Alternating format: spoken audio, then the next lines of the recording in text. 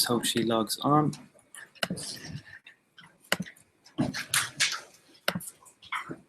Somebody got brand new speakers. How much that cost? 20. It's not too bad.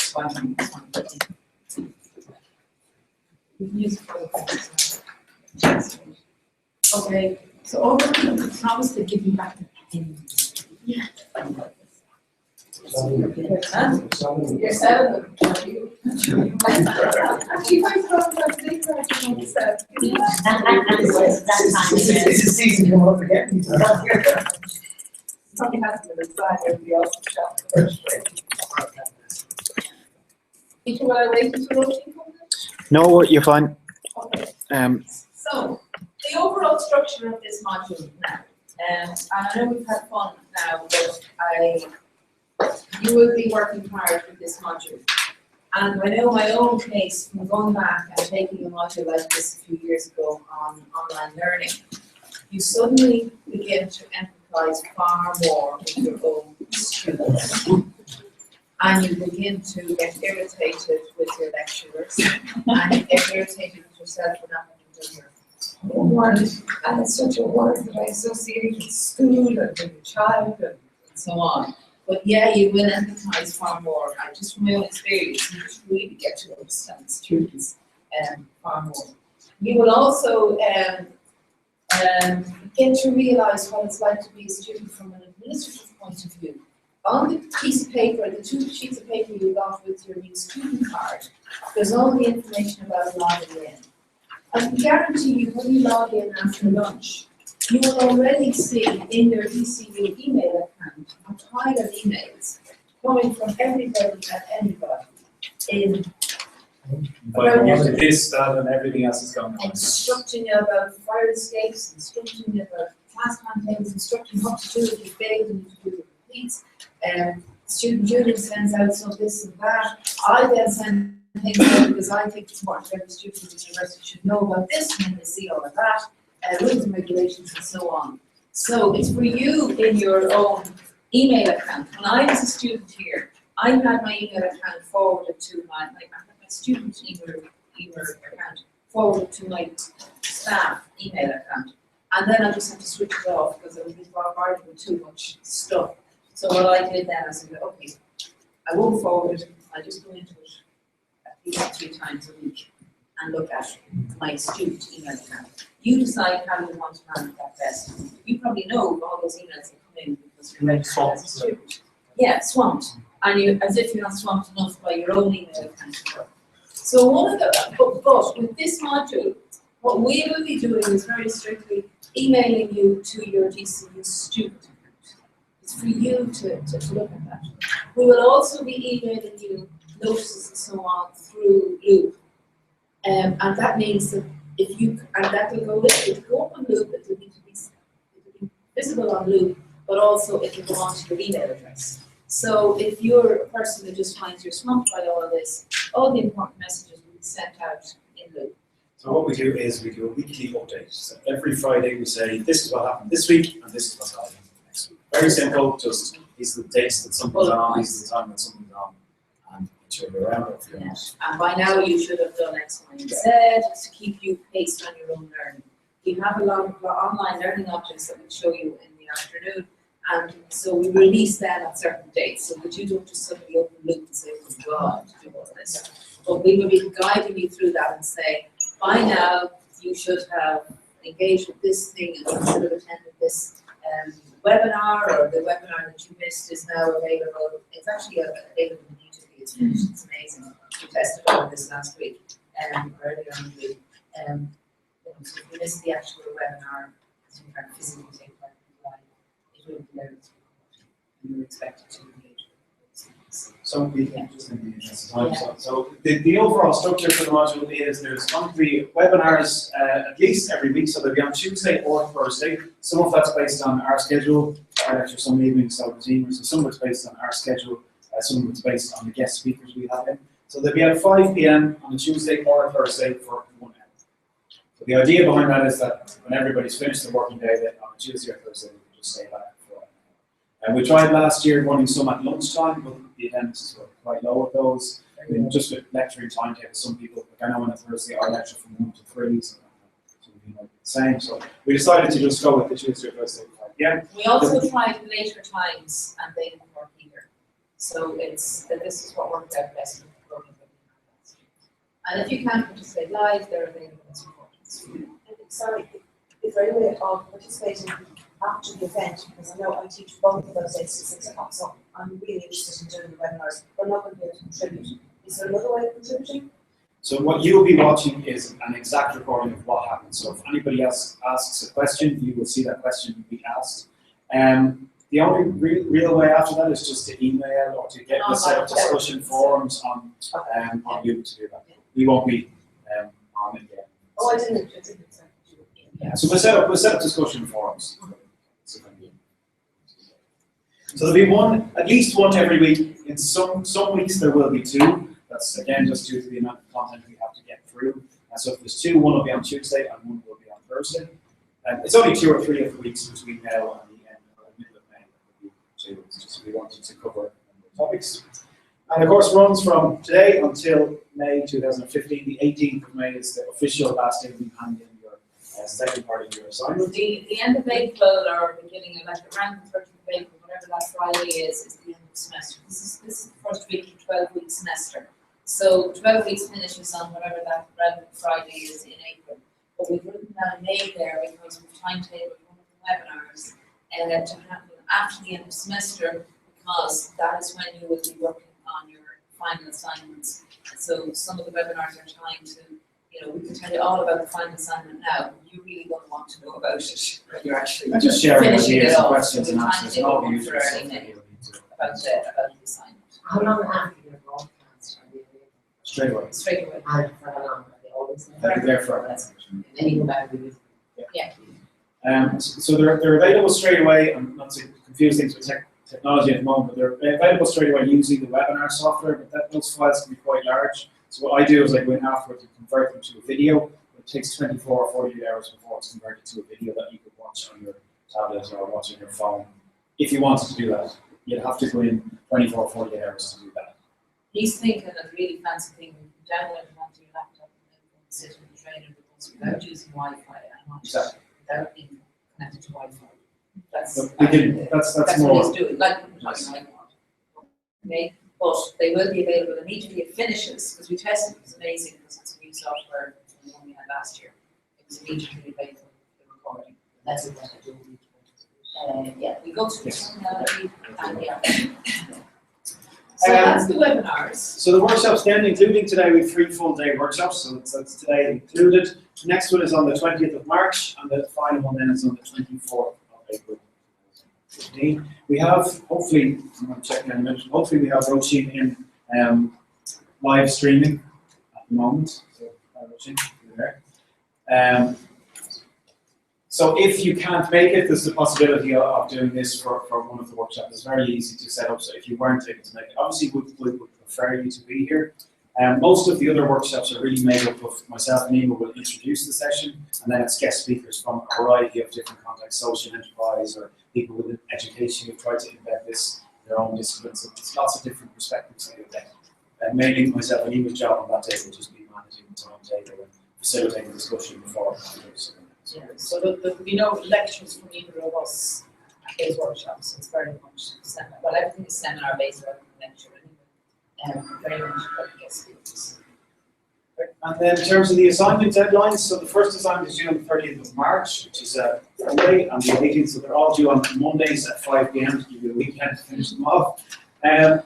So the 30th of March and the 18th of May. And they're to be uploaded on Moodle. Not to be sent to us on email or any other way. Okay, so it will be a Word document or a PDF, and it might have Excel files in it or whatever. It's for you to upload it as one file on Loop. We'll show you how to do that here as well. And it's to be up by 5 o'clock on those relevant days. So I'm just going to give you a quick snapshot of the module timetable now. Some of this is subject to change. We're just waiting to hear back from 1 or 2 of the guest speakers. So for those of you who've used Loop or Blackboard before, when you log in, you'll be brought to a main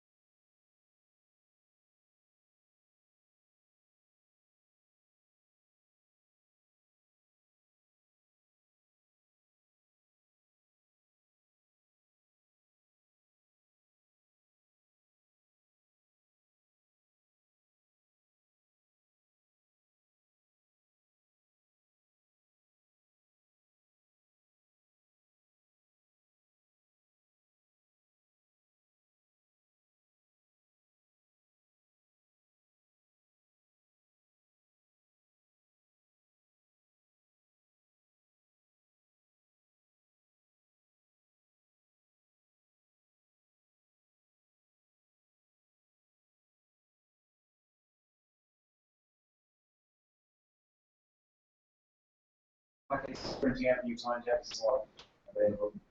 But the Friday newsletter that comes out through Loop will have bullet pointed, you know, Dear participant, this is what you should have done by now, this is what you can do next week, this is what you can think of.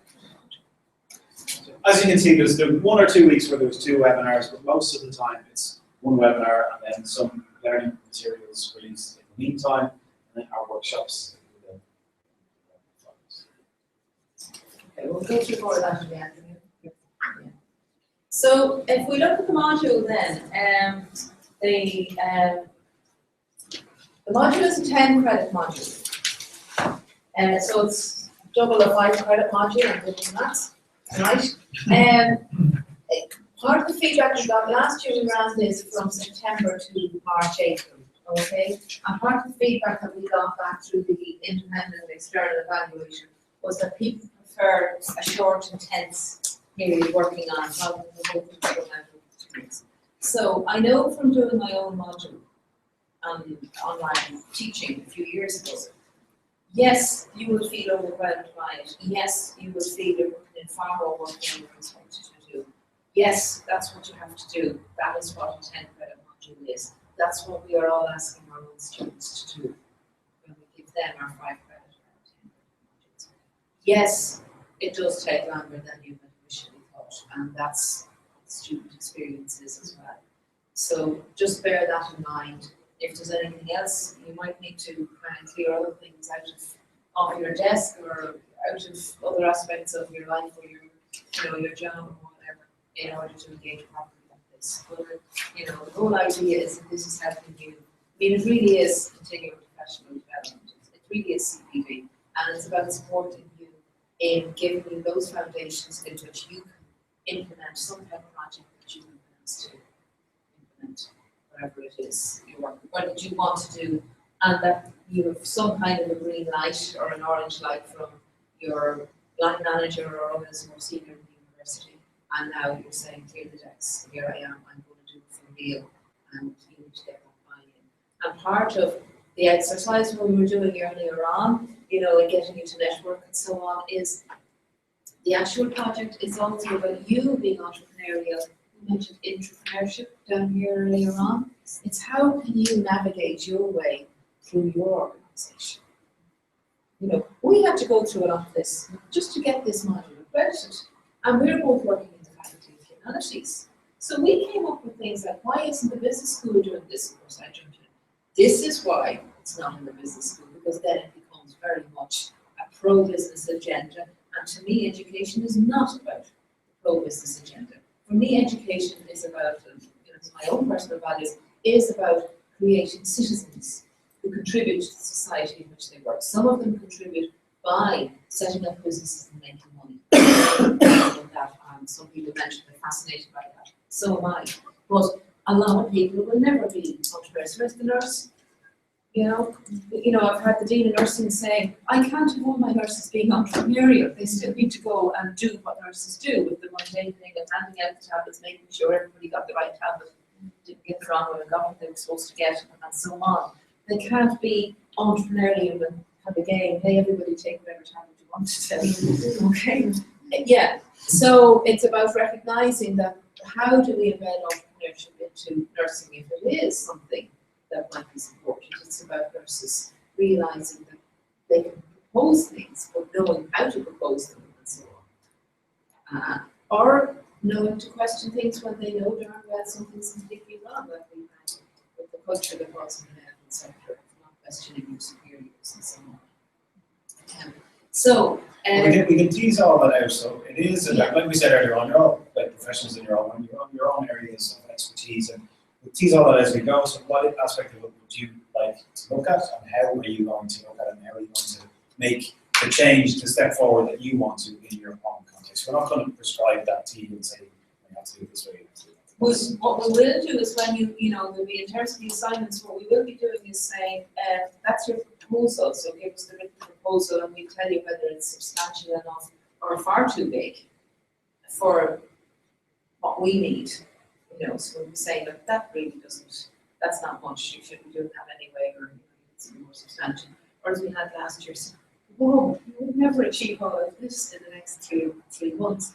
And it's far too big for what we want in the module, but it's far too big for you to undertake anyway. So we'll be giving feedback like that to you on your proposals. There will be an interim date in which you must present us with a proposal as to what you want to actually do. So you need to be thinking of a project that you can do between now and May. The deadline of meeting in May is to do, that's the second exam week here in CEEN. So that's what time it is, 16 weeks from now. So what we're trying to do really is talk about an understanding of the key theory, the policy and practice of both entrepreneurship and entrepreneurship education. And we do focus on national level, but also on EU and a global level. So looking at what's happening in other countries in terms of, we do look at enterprise, we do look at innovation policy from other jurisdictions. We look inside and outside of Europe. What are they doing that's helping to encourage and foster an enterprise culture? And then we look at things from an entrepreneurship education point of view. So what are they doing in terms of policy in their education systems? How does that compare to what's happening in Ireland? And what are they doing in terms of teacher education to embed these principles within their own education systems? So we look at it from an entrepreneurship and an entrepreneurship education point of view. And the idea is that as you go through this, you'll be able to reflect on what's happening nationally, from the European level and internationally, and begin to see both in your own practice and in yourselves, hopefully, how are you looking at yourself, first of all, as an entrepreneurial person? So are you changing your pedagogy? And as I'm looking at you, how might you look at interactions with the college happening differently? What is it that you can do to improve those interactions? And then also to look at your own students, how can you draw them out in your students? So it's kind of a three-tiered approach to look at yourself and your students, but then look at things from a national level and a policy level as well. So we will provide you with lots of different policy summaries and the documentation themselves, and it's up to you to decide. Some of it will be second level, pitched to the second level, so if you're looking at second level education, others might be pitched at third level, others will be pitched at industry and enterprise, and it's up to you depending on what direction you want to take it, what areas you focus on. And this whole area of critically reflecting, so that's why, we did physical, let's call them our practical exercises earlier on. Just when you're going home this afternoon, just think about your own behaviour and going through those exercises. Where you comfortable, where you think so, just be thinking of yourself in this whole process. So, I think that we have talked about most of this already, except the ACE and the CEEN part. Do you want to say? Through our discussions today, we talked about this is really the rationale. So we talked a lot about the need for an entrepreneurial mindset and all of the push over the last 15 to 20 years in terms of, especially from the EU level, of developing the entrepreneurial graduate. We don't know what the economy is going to look like by 2030. We need people to be more enterprising. You spoke about entrepreneurship as well. So regardless of what sector we end up in, we need people to be more innovative, creative, and enterprising in their approach to work. So I think we've covered a lot of yeah, that. and we were flagging and so on, but there's a huge amount going on at European Commission level. There's huge support for education. We will for several webinars on those. We have one on general enterprise policy, and then we'll have another on education policy from the EU, so enterprise education. But I think just in terms of from a general level, a lot of this. I don't know, Bridget, if you this is might be an opportune time if you talk a little bit about ACE and CEEN. Sure. Okay. Do people know about ACE or CEEN? Yes, a little bit. Okay. Right. I'll very quickly just give a bit of a background into ACE, then ACE 2, and then how we got to where we are today. CEEN. ACE was a SIF project, so Strategic Innovation Fund. It was a partnership of 5 HEIs, most of which are represented here today. So it was CIT, DPIT, Anti-Sligo, NUIG, and ITB, Antrim. And the whole focus of the first phase of ACE was to embed entrepreneurship within the curriculum. And ACE, with a significant grant from the HEA, so which helped processes. But it was a very ambitious program. It took a very holistic approach to embedding entrepreneurship across the curriculum. So it wasn't just about developing a new module, it was about trying to effect transformational change across the whole HEI. So it's looking at, you know, how do you get the leadership to embrace entrepreneurship? How do you get it into your mission statements? How do you get leadership to commit resources? So that was one level. Then it was how do you work with your educators to make them really good educators around teaching entrepreneurship, and support them and to help them improve their practice and develop their practice. And then it was all about how do you engage students, so to excite them around entrepreneurship and to get them to do it in practice and to get them to practice what you are teaching them to do in the classroom. So there were the three main parts of ACE, and everything that ACE did was around those three areas. And there's a lot of activities, and I know some of you were involved in the activities. I referred to some of the stuff we did with students. Isabel mentioned student enterprise interns. There's a lot of HEIs like those. We did the educators programs, we did train-the-trainer programs. A group of educators went over to Babson in the States and did, you know, one of the best entrepreneurship education programs available internationally. So it was a very, very successful program. The HEIs involved made huge strides in embedding entrepreneurship within their curriculums and across the campus. It was also very holistic, so it was educators working with incubation centres, technology transfer centres, so a lot of cross-disciplinary activity, cross-disciplinary teaching. So it was considered to be a great success. It was evaluated, and then the HEAs came back and said, well, we'd like you to share the learning with the wider sector. So that's when ACE2 came on board. And at that stage, 3 new HEIs came on board: DCU, IADT, and DIT. So it went from a 5 partnership initiative to an 8 partnership initiative. And this stage is called the National Platform for Engagement. And that was really about disseminating the learning. And this is really where the educators program started, because it was really how do we engage the wider sector. And one of the biggest things that we did in the second phase was starting up and piloting the educators program last year. And we were really pleased that 17 higher education institutions put forward candidates for the program. I think 2020.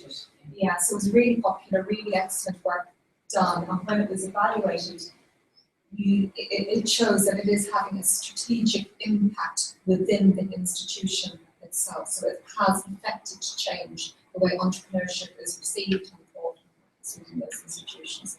And that was based on research as well. All of the thinking behind the Level 9 program was based on a survey of educators nationally to see what they wanted, what would help them. And the feedback was a Level 9 program is what people wanted to improve and develop their practice. So ACE finished, phase 2 finished in June 2014. And there was a strong desire amongst the partners and other partners within the sector that we worked with to continue this work. So that's when CEEN was established, and that is stands for Campus Entrepreneurship Educators Network. And I'm just going to remind myself of the main objectives of CEEN are. It's all about facilitating dialogue nationally with policymakers and educators around the entrepreneurship education agenda. It's very in vogue at the moment. Entrepreneurship is appearing in a whole load of policy papers. So we want to be informing that, like the action plan for jobs last week has specific targets for HEIs. So how do we support that? How do we have a dialogue with policymakers around how you implement this in practice and what supports do HEIs need to do that? And then it's about running projects around supporting delivery. So we're running something called the Engaged Student Project. So Isabel's very involved in that. It's all about setting up enterprise societies within HEIs, a national network. And that is about giving people space, students space to practice what they're learning. Again, the CEEN education program this year is probably one of our main drivers, but there's lots of other things. Another area of work that we just started, you may be familiar with a network called HECA, which is the Higher Education Colleges Association. So the 17 private colleges. We started working with them around how do you get employers more involved in the classroom around entrepreneurship education. We know we should do it, but actually in practice it's quite hard to do that, to develop meaningful long-term relationships with enterprise around that. So how can we work with enterprise to improve that and to have that? And that's just a sort of an example of one of the live projects we're working on at the moment. We've also got a website and a regular newsletter where we try and keep people updated on policy developments or interesting initiatives in this space, or opportunities that we're doing ourselves. Like we've run a number of seminars already this year on specific topics around entrepreneurship education. And that's really, the CEEN is about putting in the expertise that exists in the sector. So I do very little of this. I do all of the organisation and the wiring behind it, but actually it's about enabling the educators to come in, creating a platform to share expertise across the wider sector. And that's really, it's levering in what's working well out there.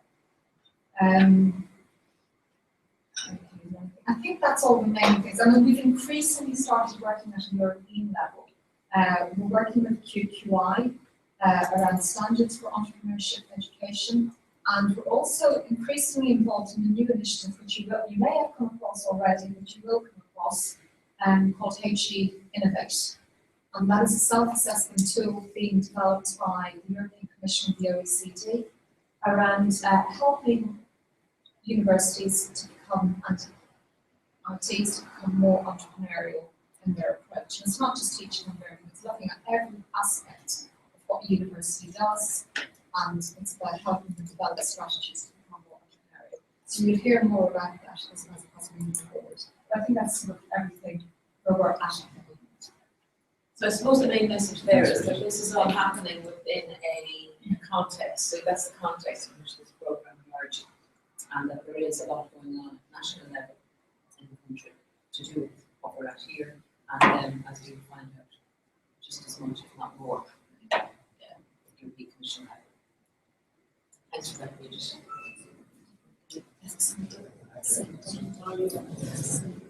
So the learning outcomes of the program, and we spent a huge amount of time putting this together. So this is very, this is very, very carefully thought out and thrashed out indeed, and a lot of it done in conjunction with other members of the ACE, then ACE2 project. As to what exactly do we want to achieve here? Sorry. So each of these was actually worked out very carefully by us, and in fact, as I say, lots of iterations. a lot of iterations, yes. So these, at the end of the day, when we're looking at your assignments and when we're looking at this whole program, this is what we're hoping to achieve. So when you get to doing your assignments, read this and say, have I done this?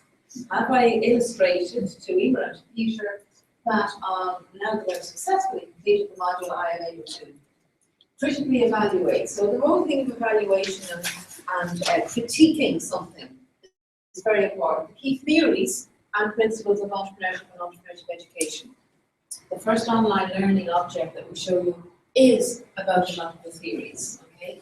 And then it's about you marrying that with the policy documents. So it's very easy, especially maybe people who are involved in enterprise centres or incubation centres, you'll be familiar with the policy document, or maybe not, or you'll know the key things. But it's about going down deeper into it. It's about thinking that with the theories of entrepreneurship. Okay? Comparing and contrasting various entrepreneurship education policies, practices, and challenges across the European Union. So we very much take an international approach to this.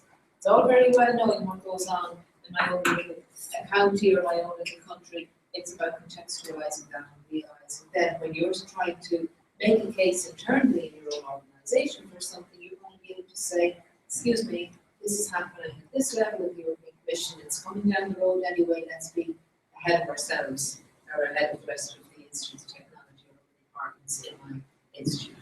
But also, I suppose, more from an opportunity point of view, and just empowering you to do things differently from practices and challenges.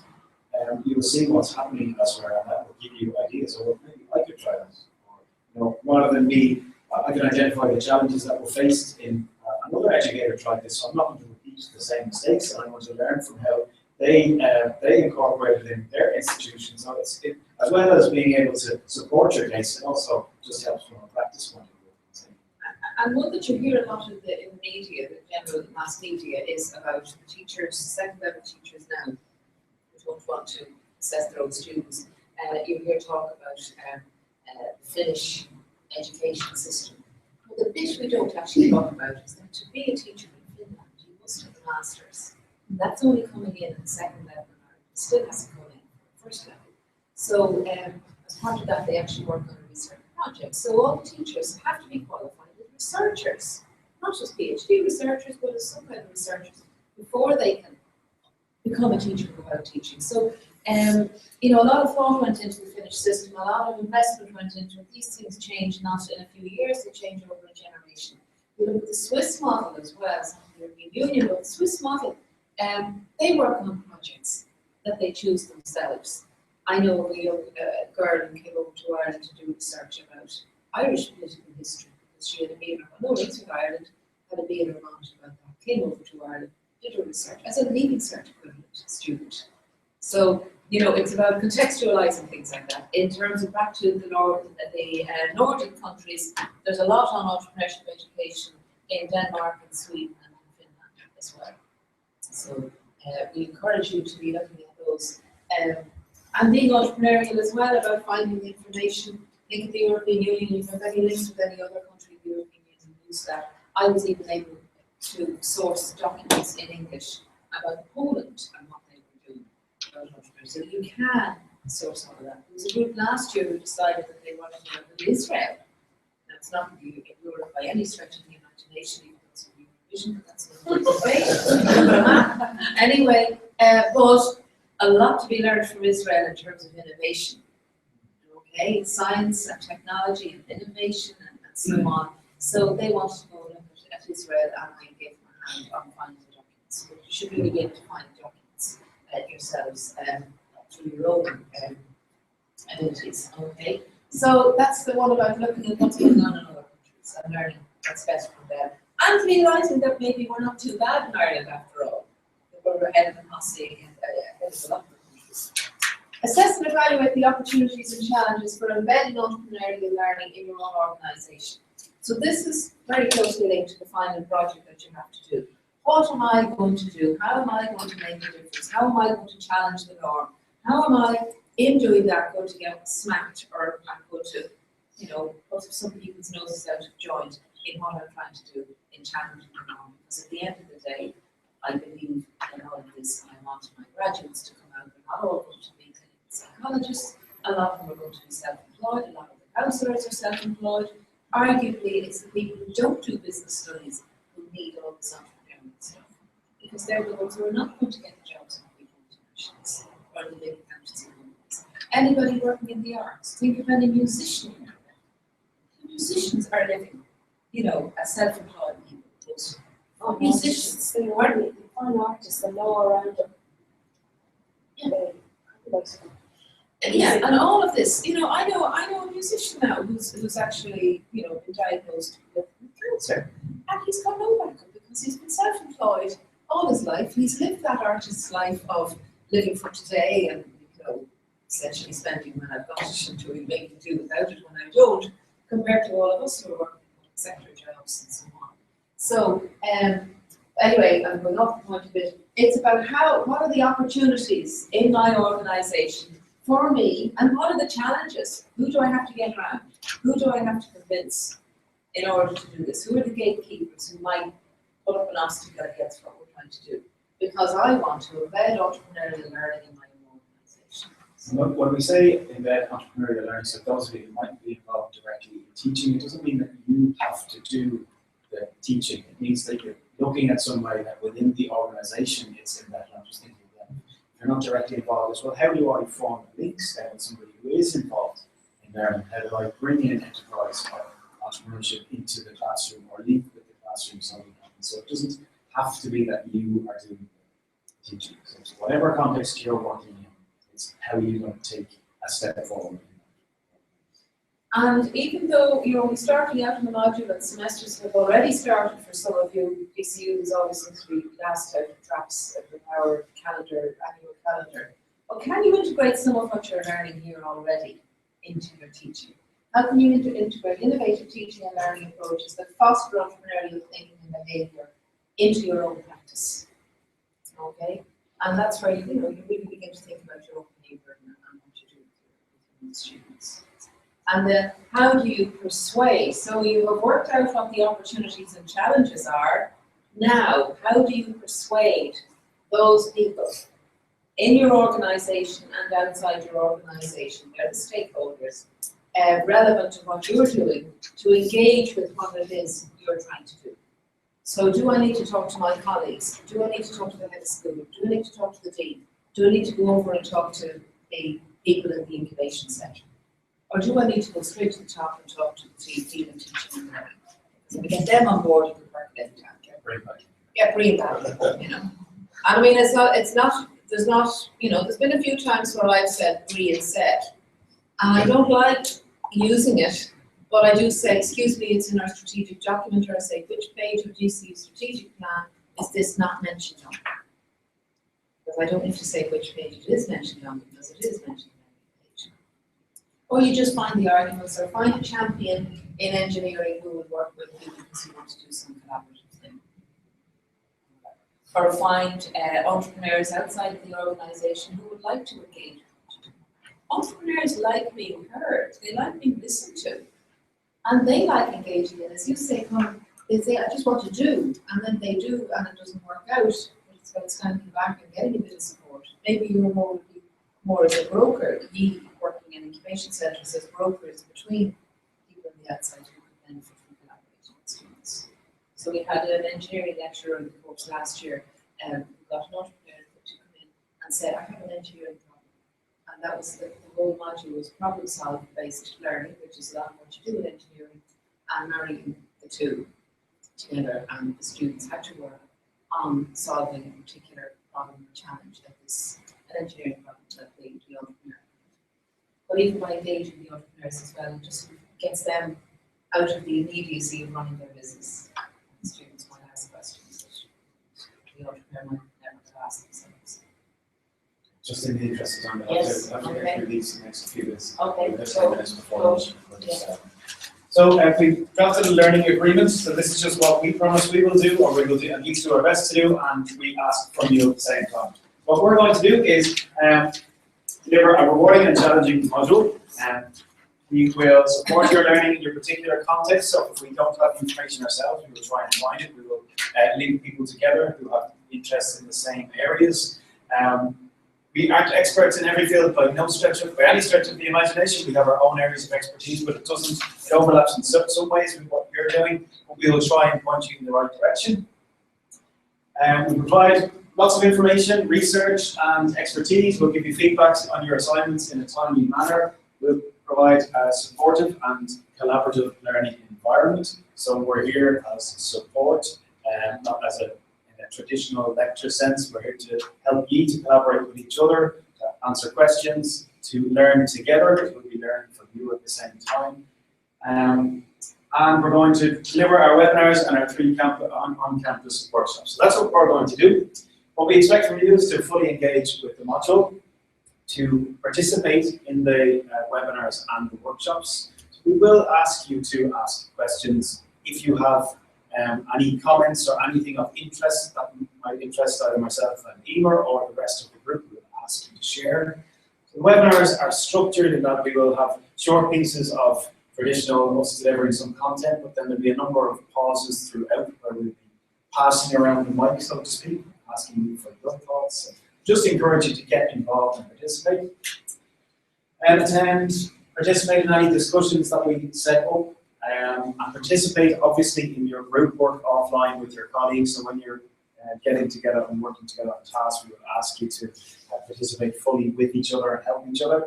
Submit by the deadlines, and also engage in your own institution. So one of the reasons that this module has been set up is from a national engagement point of view, and to spread the delivery of entrepreneurial learning and the engagement with universities and the higher education sector. So we ask you that within your own institutions that you do engage with other colleagues in the area, to those who either are involved or who show an interest in being involved in embedding entrepreneurial learning, tell them what you're up to, tell them what you're trying, tell them what you've tried and hasn't worked out, tell them what you've learned. It's great.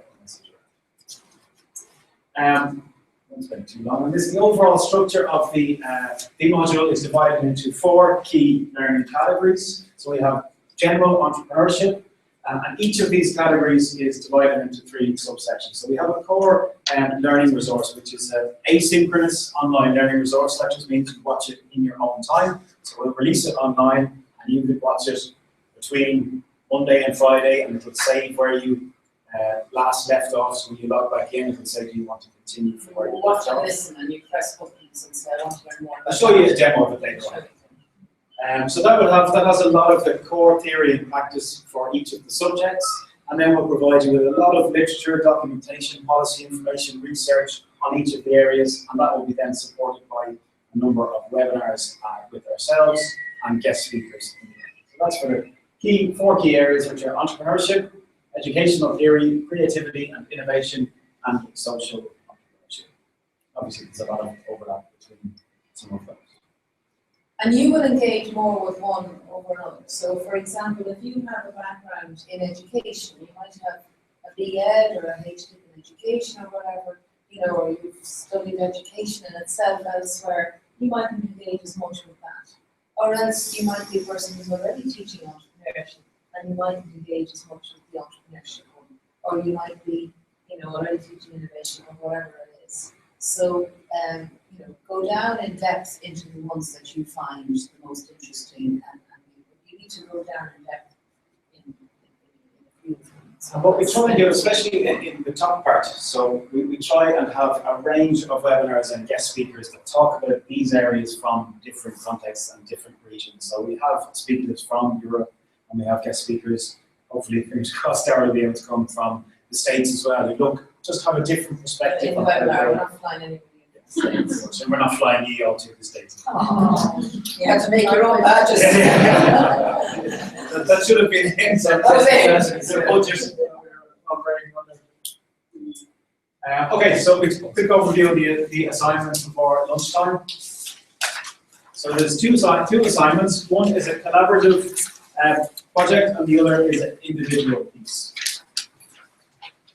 Okay, so the collaborative one is 30% of marks. You're in the groups of 4 for that.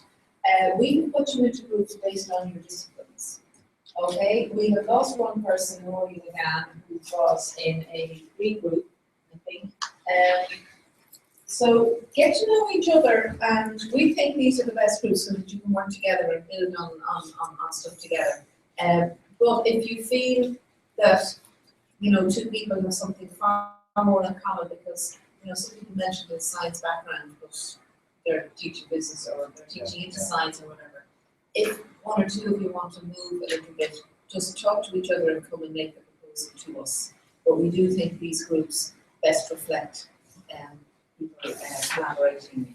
Given the information we had at the time. So Yeah. If you feel that it would work better. In terms of collaborating with each other, we don't care if you talk by snail mail, by email, by phone, by Skype, by television, by going and visiting each other, okay? We can also set up a kind of a chat room or whatever on Loop that you can use as well if you find it difficult to use Skype. But it's that bit, people kind of say, oh, very difficult. Yes, it is, but this is the world that we live in. And this is the world that our students are living in, and that's the world we're all going to be living in the future. I work on some research with 2 people in America who are in 2 different time zones, and there's another guy in America as well in 2 different time zones and so on. So we're all in the same time zone here. And I work on another project actually in California. So The good thing is, so once you are registered as a DCU student, so the Google Apps have your Google Hangouts. So when you go log into your DCU mail, you'll see, and I can show you all later on, you can literally just click on a button and start a Google Hangout, which just uses your webcam and connects everybody together. So you really, all the tools are available there to you, where you can share documents. So if I'm working on a draft, I can just click and drag it onto the screen, and then everybody can see the draft I'm working on. We can discuss and highlight parts and say, change this. So the technology is there like never before to allow you to work from Galway to Dublin, and it to work no And problem. you can use Google Docs there as well. Yeah. Okay, so the same document can be up there. Peter and I often work on that, but even though we're in two separate buildings, we might actually work on a document together. And we're on the phone to each other or on Skype even, and we're working on the document together. We will set up, Might be at home. I'll show you the webinars later, and we will set up an individual, like a group webinar space for each group. Will just be left open-ended, so you can email each other and say, let's meet in the webinar on Saturday at 5 o'clock, and everybody logs in. But it's very, very similar to Google Hangouts anyway. Is Google Hangouts for questions coming in? So I have, yeah, so she's, well, it's a Hangout on air, it's just a variation of a Hangout.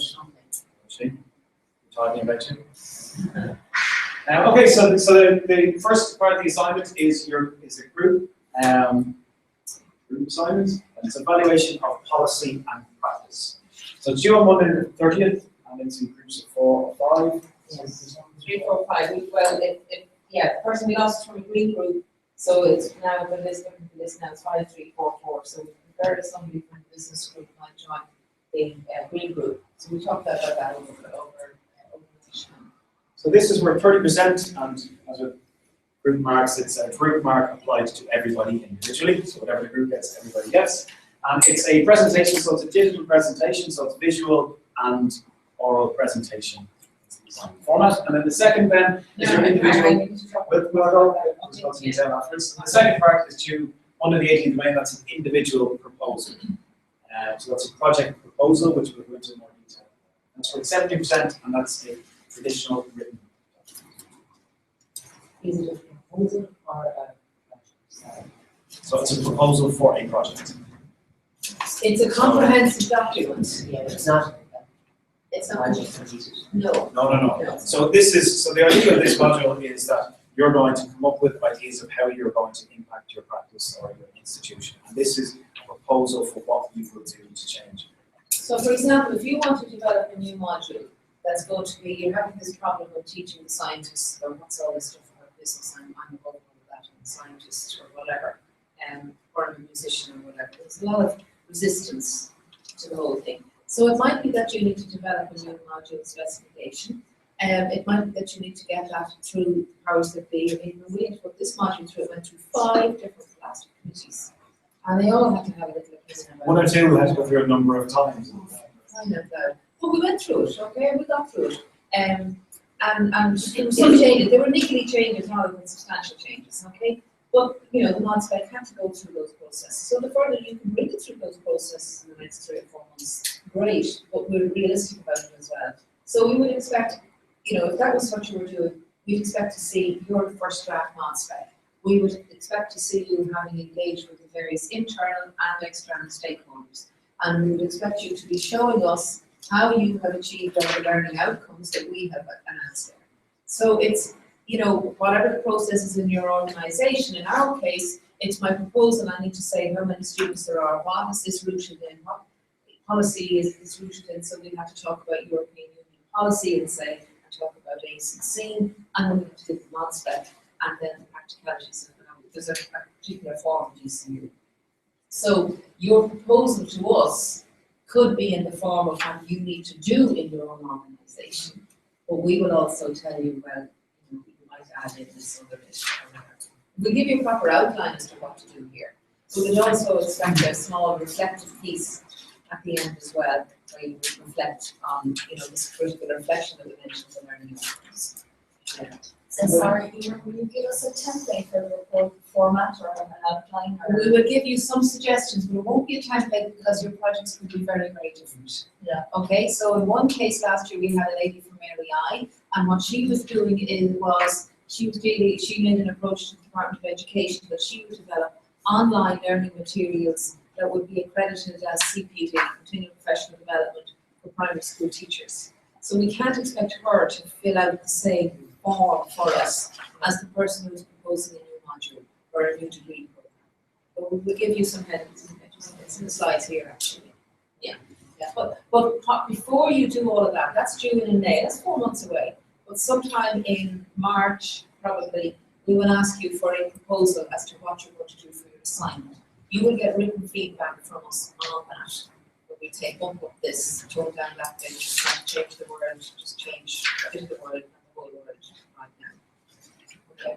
But there are certain headings we expect in it, but we won't be giving a template, it's not a fill in the box template. Because we want you all, we're here to foster whatever it is you want to do in your organisation. And would the scope of it be enough in your whole department, or would you have to look at all of? In some people it wasn't their own department. So So for for some example, people, it was their own module. So it's really Okay, your so it's very focus. much okay. Absolutely. So if the proposal was just to embed entrepreneurial learning in my module, then it would just be backing that up. Why are you doing it? What is policy saying? What does educational theory say? What approaches are applicable in terms of entrepreneurial practice? developing And then some of how the are you going to do materials, it? you know, presenting us with some of the materials you're going to use in teaching this. So, you know, it's not just, well, I'm going to do loads of these other things in my mod spec, or I'm not changing the mod spec, it doesn't need to get reaccredited.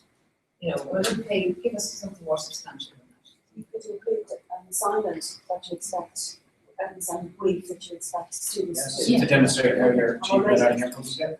Click in here. Yeah, And that's gets in your module then. And then for other people, it might be a department-wide initiative, and that would look different. So that's why it's not a common template.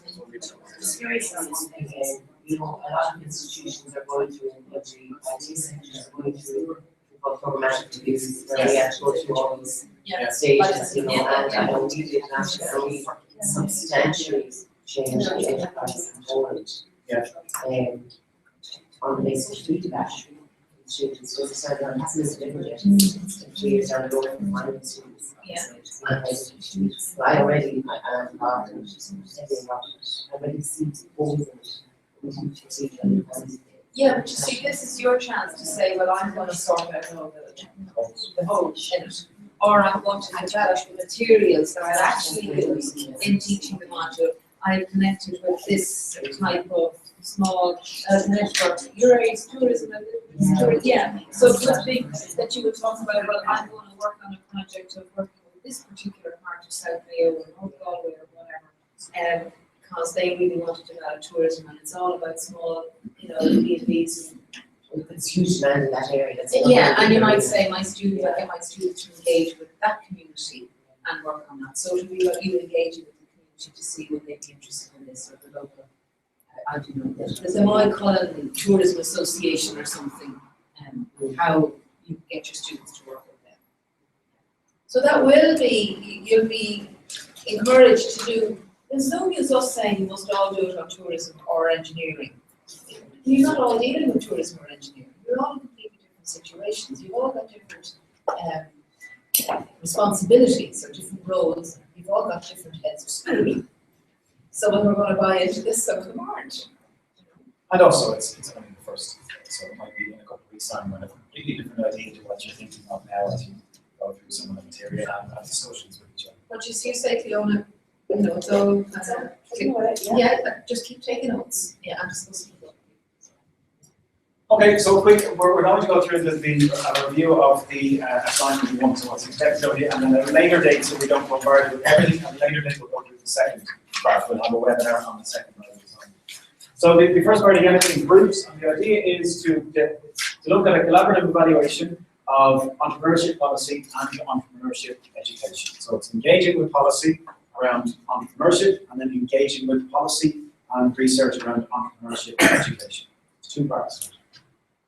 So part A is to review and evaluate entrepreneurship policy documents in Ireland and at least 2 other countries, at least one being EU member. So Ireland, another EU member, and either somewhere outside the EU or a second EU state. So it's entrepreneurship policy.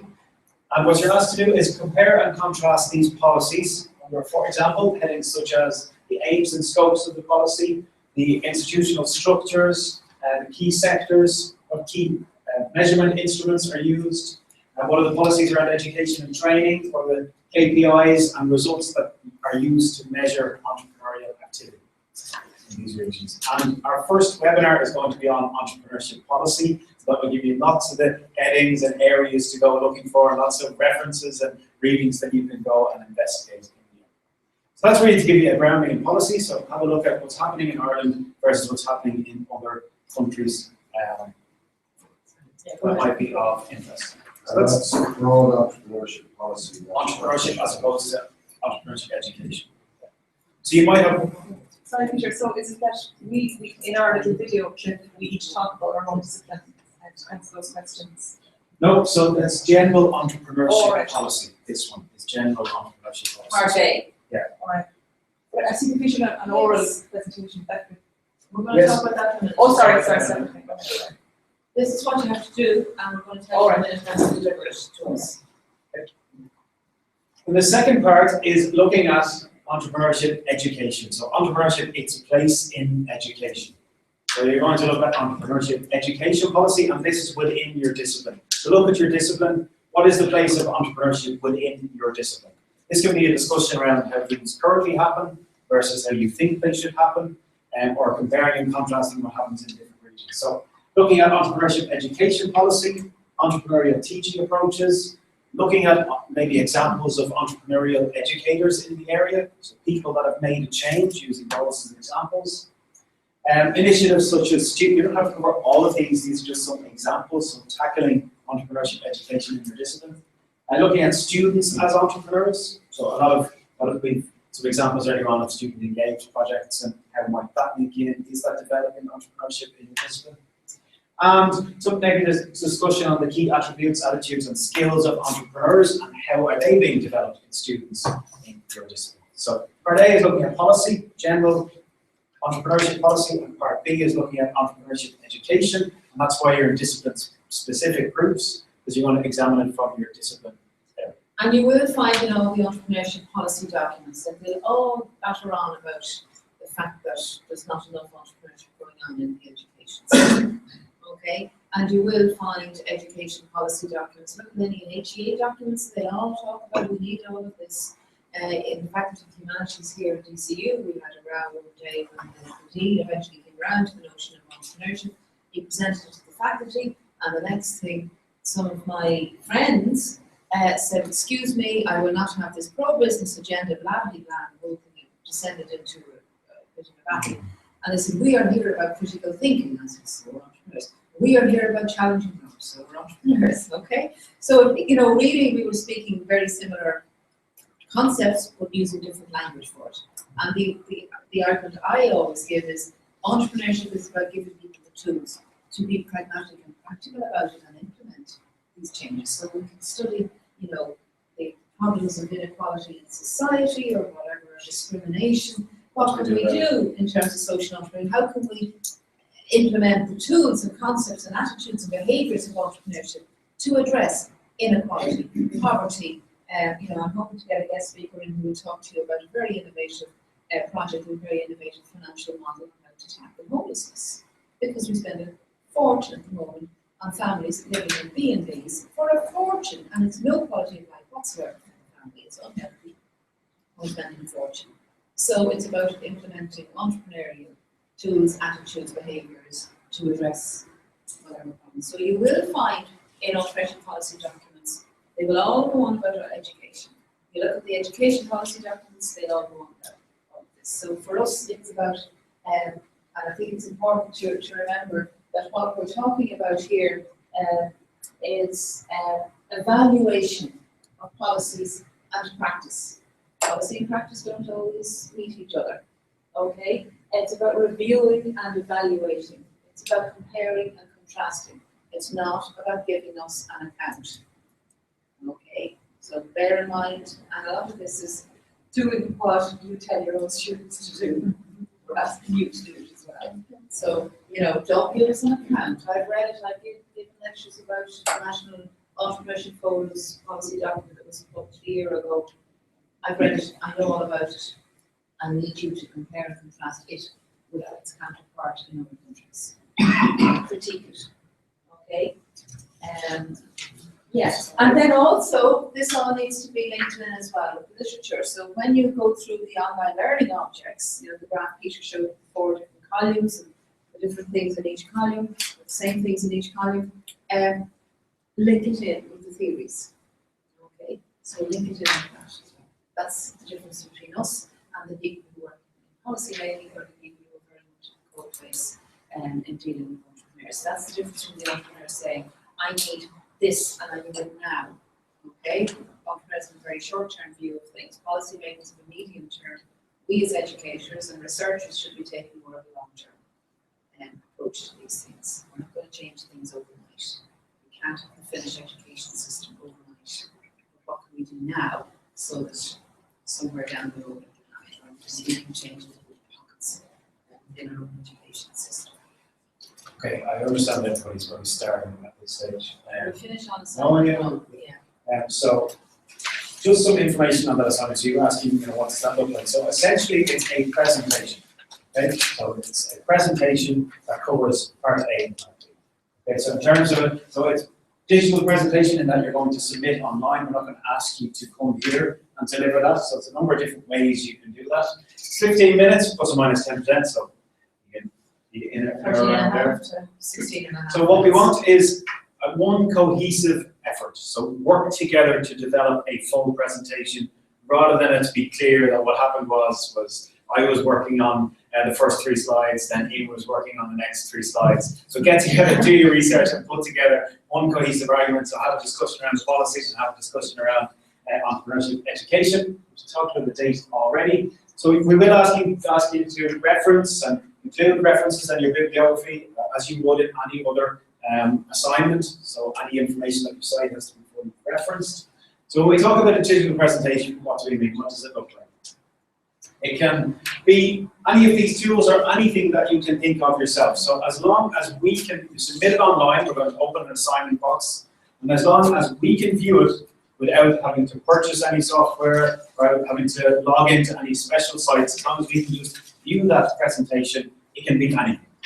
Some examples include a recorded Prezi. Anybody used Prezi before?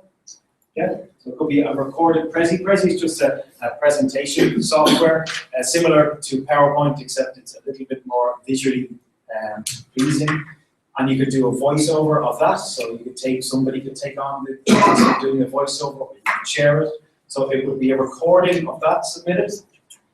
You might decide to do so like we're beaming to Roisin at the moment, you might decide to do a recorded delivery of a presentation. So videotape your group if you wanted to meet up, videotape the final run through of your presentation, and just submit the video file. There's lots of different software you can use, like Go Animate. Have you heard of Go Animate before? So you could use Go Animate. The links are there on PowerPoint. Or Powtoon is another one, where you can create scenarios using drag and drop characters. So if you wanted to have them potentially speaking content, and you can get creative. We're encouraging you to get creative and look at interesting ways of presenting this information to us. And you could, of course, go with the bog standard narrated PowerPoint, which is essentially you go into PowerPoint and just record a voiceover for each slide, and then when we would download it, we would just watch it as a presentation with voiceover.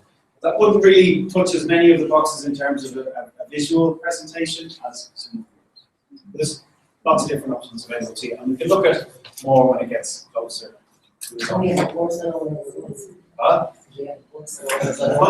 unfortunately not. We're asking you to be entrepreneurial and find your way through. We have there, be entrepreneurial, we don't have relevant skills or tools. It's also about using the resources you have within the group. So, if you're not good at writing, let somebody else write. If you're not good at presentation skills, let somebody else present. If you're not good at putting the visual aspect together, let somebody else do it. If you've got the most natural voice for voiceovers, you do that part. Let somebody else write what you to say, and you do the voiceover. So get used to what your strengths are and work together. And it's about using the resources. I mean, that was the exercise, I'm not going to use my handbag, or not going and asking, somebody who's been to the Antarctica or who's done, rock climbing or whatever it was. All of these things, use the resources available to you. And you might decide to come together and make a proper video in a nice room, where the 4 of you would set up a camera on a tripod and actually record it. So use the resources available in your institution, in your own life, be it at home or through work, and use the resources in your actual group. That's what we were saying beforehand. We all have other talents other than the actual day job that we have, or the formal title we have in the day job that we have. Okay? play to your strengths, be entrepreneurial if you don't have the relevant skills. This is, and doing it this way is going to take you out of your comfort zone. I think we've said it on the previous slide. This module is about taking you out of your comfort zone.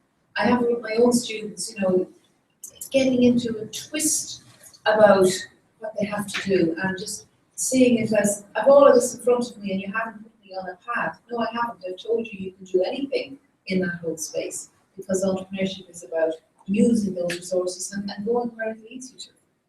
You start off, sometimes you start off setting a business, making, I always think of Fiacre toothpaste.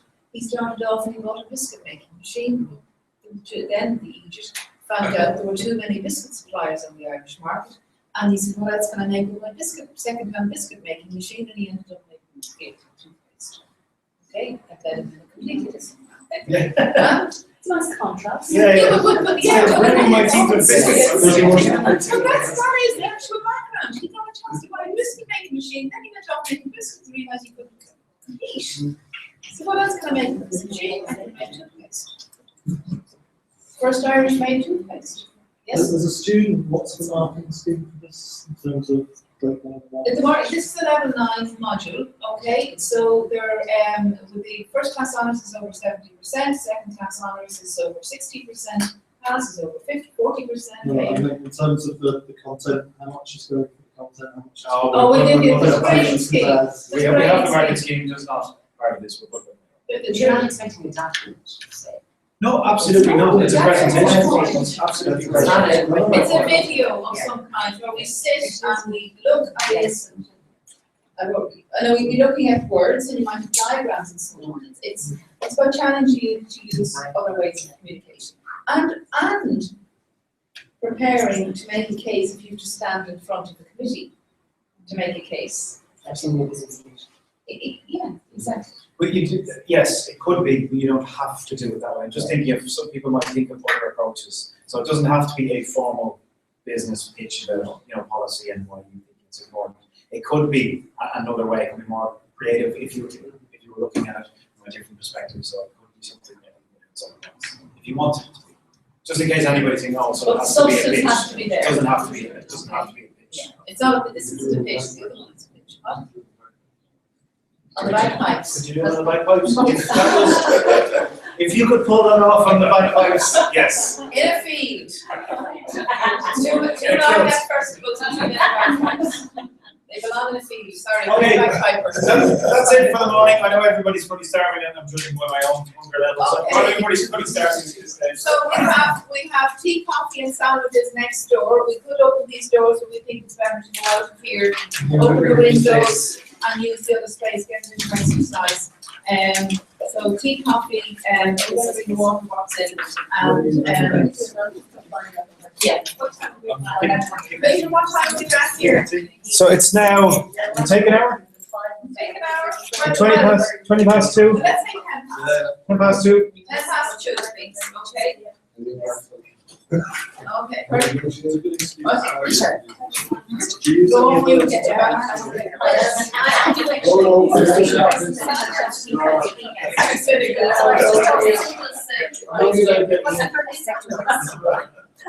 I don't really like water.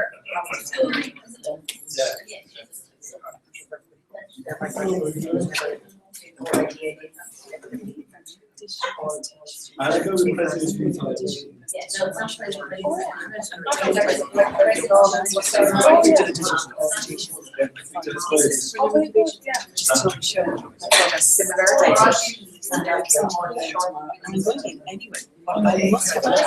Yes. Oh, yeah, the other ones, yeah.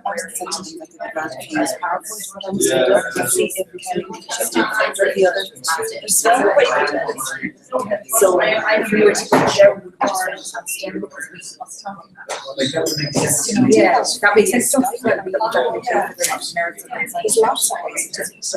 our perspective, we have to just, you know, some people want others. Do you know what I mean? We're getting back to That's what Oh,